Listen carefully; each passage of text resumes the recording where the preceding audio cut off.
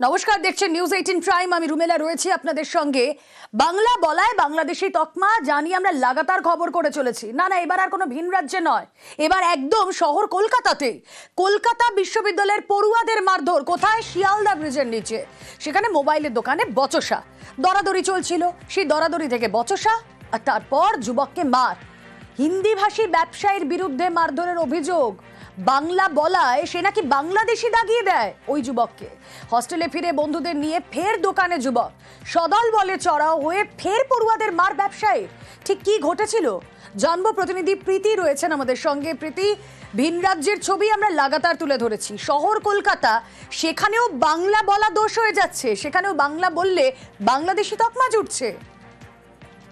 একদমই রুমেলা, তুমি যেমনটা বলছিলে, শুধুমাত্র শহর কলকাতা নয়, আমরা ভিন রাজ্যের ক্ষেত্রে দেখেছি যে বাংলার পরিযায়ী শ্রমিকদের বাংলা বলার জন্য বাংলাদেশি বলে হেনস্থা করা হচ্ছে বারংবার। ঠিক একই ছবি দেখা গেল কিন্তু খাস কলকাতায়, শহর কলকাতায়। কলকাতা বিশ্ববিদ্যালয়ের পড়ুয়ারা তারা বাংলা ভাষায় কথা বললেন বলে তাদেরকে বাংলাদেশে শুধুমাত্র নয়, রোহিঙ্গাদের সঙ্গে তুলনা করা হলো। এবং যখন ফোনের এই কভার কিনতে যান কালকে রাতে, তখন তারা যেহেতু বাংলা ভাষায় কথা বলছিলেন এবং দাম নিয়ে বচসা শুরু হয় এবং বাংলা ভাষায় কথা বলার জন্য তাদেরকে বাংলাদেশি তকমা দেওয়া হয়। এবং তারা যখন প্রতিবাদ জানান যে কেন বাংলা বলাতে সমস্যা হচ্ছে, তখন তারা বলেন তারা নাকি রোহিঙ্গা। এর পরবর্তীতে বেধারক তাদেরকে মারধর করা হয়, এমনটাই জানিয়েছেন কলকাতা বিশ্ববিদ্যালয়ের এই পড়ুয়ারা।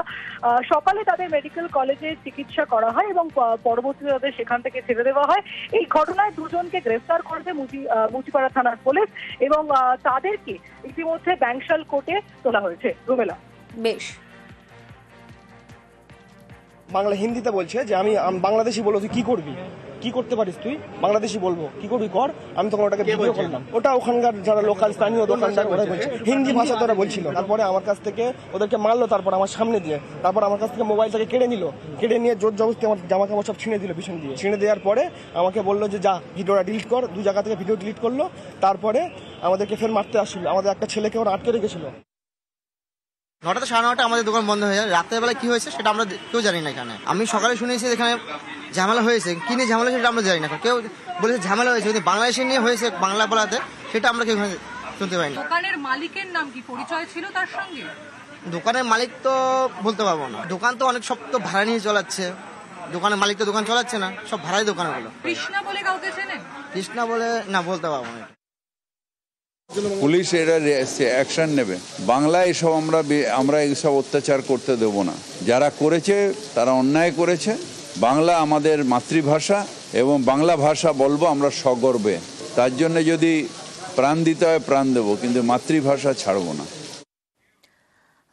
এই শহরে বাংলায় কথা বললে বাংলাদেশি তকমা জোটার ঘটনা, দরাদরি থেকে বচসা এবং শিয়ালদার মতো জায়গায়, শিয়ালদা স্টেশন সংলগ্ন জায়গায় কলকাতা বিশ্ববিদ্যালয়ে ছাত্রদের মারধরের ঘটনায় আপনাদের জানিয়ে রাখি বিকেলে বৈঠকের ডাক কলকাতা বিশ্ববিদ্যালয়ের। বৈঠকের ডাক কারমাইকেল হস্টেলের সুপারকে ছাত্রদের প্রতিনিধিদের বৈঠকে ডাকলো বিশ্ববিদ্যালয়ের রেজিস্ট্রার। কথা বলবো, প্রতিনিধি সোমরাজ বন্দ্যোপাধ্যায় রয়েছেন সঙ্গে। সোমরাজ, এই বৈঠকে মূলত কোন বিষয়টা নিয়ে আলোচনা হবে? দেখো, মূলত গতকাল শিয়ালদা স্টেশন সংলগ্ন এলাকায় কলকাতা বিশ্ববিদ্যালয় কারমাইকেল হোস্টেলের যেসব পড়ুয়াদের মারধর করা হয়েছে এবং অভিযোগ হিসেবে উঠে আসছে বাংলা ভাষায় তারা কথা বলছেন এবং সেই কারণে বাংলাদেশি তকমা দিয়ে তাদের মারধর করা হয়েছে, হেনস্থা করা হয়েছে, তা নিয়েই মূলত বিশ্ববিদ্যালয় কর্তৃপক্ষ একটি বৈঠক ডেকেছে বলে সূত্র মারফত খবর। কিছুক্ষণের মধ্যেই সেই বৈঠক শুরু হবে। কারমাইকেল হোস্টেলের সুপার সহ ছাত্র প্রতিনিধিদেরও রাখা হয়েছে, অর্থাৎ আবাসিকদের। বিশ্ববিদ্যালয় কর্তৃপক্ষ এটা বুঝতে চাইছে যে ছাত্ররা কি কারণে কারমাইকেল হোস্টেল ছেড়ে তারা শিয়ালদা স্টেশন সংলগ্ন এলাকায় গেছিলেন এবং কি ঘটনা ঘটেছিল এবং সেক্ষেত্রে আবাসিকরা কি জানাচ্ছেন, গোটা বিষয়টি সম্পর্কে জানতে চাইছে বিশ্ববিদ্যালয় কর্তৃপক্ষ। পাশাপাশি এটাও সূত্র মারফত জানা যাচ্ছে যে গোটা ঘটনায় কলকাতা পুলিশের কাছে পৃথকভাবে অভিযোগ জানাতে পারে কলকাতা বিশ্ববিদ্যালয় কর্তৃপক্ষ। তার কারণ বিভিন্ন মহল থেকে বিশ্ববিদ্যালয়ের কাছে দাবি আসছে যে এই যে বাংলা ভাষায় কথা বলার দরুন বাংলাদেশি তকমা দিয়ে হেনস্থা করা হচ্ছে, যা খোদ কলকাতা বিশ্ববিদ্যালয় পড়ুয়াদের সঙ্গে করা হচ্ছে, সেই নিয়ে বিশ্ববিদ্যালয় কর্তৃপক্ষ কিছু পদক্ষেপ নিয়ে মনে করা হচ্ছে এই বৈঠকের পরই কলকাতা বিশ্ববিদ্যালয়ের তরফে কিছু পদক্ষেপ নেওয়া হতে পারে। সেক্ষেত্রে আইনানুগ পদক্ষেপ নেওয়া হতে পারে বিশ্ববিদ্যালয়ের তরফে। বেশ।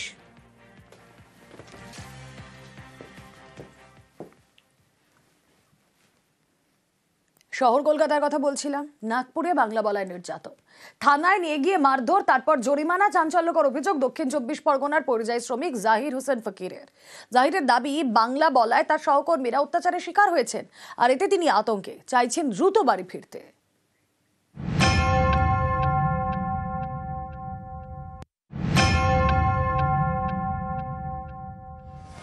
মহারাষ্ট্রের নাগপুর, মাস তিনেক হলো সেখানে দর্জির কাজ করেন জাহির হোসেন ফকির। ডায়মন্ড হারবারের বিষ্ণুপুরের বাসিন্দা। সম্প্রতি বাড়িতে ফোন করেন জাহির। পরিবারের দাবি, ফোনে জাহির হোসেন জানান, বাংলায় কথা বললে স্থানীয়রা খবর দিচ্ছেন পুলিশে। তার কয়েকজন সহকর্মীকে থানায় নিয়ে গিয়ে মারধর করা হয়েছে, সঙ্গে 50,000 টাকা জরিমানা। আমরা গরিব লোক, সেই জন্য বাইরে গিয়েছে। পাশে কারখানাতে কিছু ছেলে ধরে তুলে নিয়ে গেছে, প্লাস তাদের মারধরও করেছে, নাকি 50,000 টাকা করে ফাইন করেছে। এটা ওরা আমাকে বলেছে। এইটা দক্ষিণ 24 পরগনার বিষ্ণুপুর। এখান থেকে 14 জন বিজেপি শাসিত মহারাষ্ট্রের নাগপুরে দর্জির কাজে যান। তাদের একজন জাহির হোসেন ফকির। একসঙ্গে থাকেন তারা। বাংলায় কথা বলায় তাদেরই কয়েকজনের উপর অত্যাচার করা হয়েছে বলে অভিযোগ। আতঙ্কে জাহির হোসেন। তিনি বাড়ি ফিরতে চান। বললাম আমি বাড়িতে চলে যাবো, আমার এখানে ভয় লাগছে, আমি বাড়িতে চলে যাবো। ওখানে মারপিট হচ্ছে ওখানে, এবং কারো কান কেটে দিচ্ছে। বাংলা কথা বললে, হিন্দি কথা বললে কিছু বলবে না। এখন ওই যে কারখানায় আছে। ওদের আধার কার্ড গুলো, ওদের সেট সব নিয়ে নিয়েছে। ওখানে ওই রকম বাংলা ভাষীর ওপরে একটু ঝামেলা হচ্ছে, ধরছে, থানায় তুলে নিয়ে যাচ্ছে। তো আমি ওর সঙ্গে ফোন করলাম, তো আমাকে ডিটেলসটা বললো যে কাকা আমাদের একটু ভয় ভয় করছে, এবং আমরা রুমের ভিতরে আছি, খাওয়া দাওয়া রুমের ভিতরে করছি, আমরা বাইরে বার হতে পারছি না। যদি পাচ্ছে না, যদি পুলিশ ধরে নিয়ে যায়, সরকারের কাছে আবেদন করছি যাতে সরকার আমার ভাইপো এবং আমাদের ছেলেগুলো বাড়িতে ঠিকভাবে পৌঁছে দেয়। বাংলা বললেই বাংলাদেশি বলে দাগিয়ে দেওয়ার চেষ্টা। সম্প্রতি এ রাজ্যের একের পর এক পরিযায়ী শ্রমিক বিজেপি শাসিত বিভিন্ন রাজ্যে অত্যাচারের শিকার হয়েছেন বলে অভিযোগ। কয়েকজনকে পাঠিয়ে দেওয়া হয় বাংলাদেশেও, পরে তাদের ফিরিয়ে আনা হয়। এই তালিকায় এবার নাগপুর। দর্জির কাজে গিয়ে আতঙ্কে ডায়মন্ড হারবারের জাহির হোসেন। দক্ষিণ 24 পরগনা থেকে অর্পণ মণ্ডল, নিউজ 18 বাংলা। বাঙালি জাপ্তাভিমানের শান, অধিবেশনের শেষ দিনেও ভাষা বিক্ষোভ। সংসদ চত্বরে ভাষা বিক্ষোভ তৃণমূলের। বাংলার অপমান মানছি না লিখে পোস্টার। সংসদ চত্বর ঘুরে স্লোগান, গান।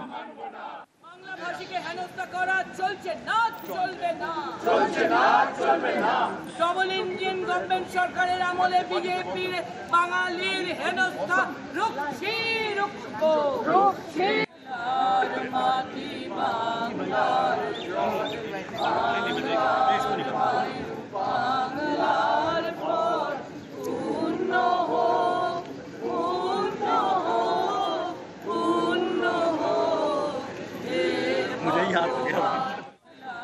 News flash.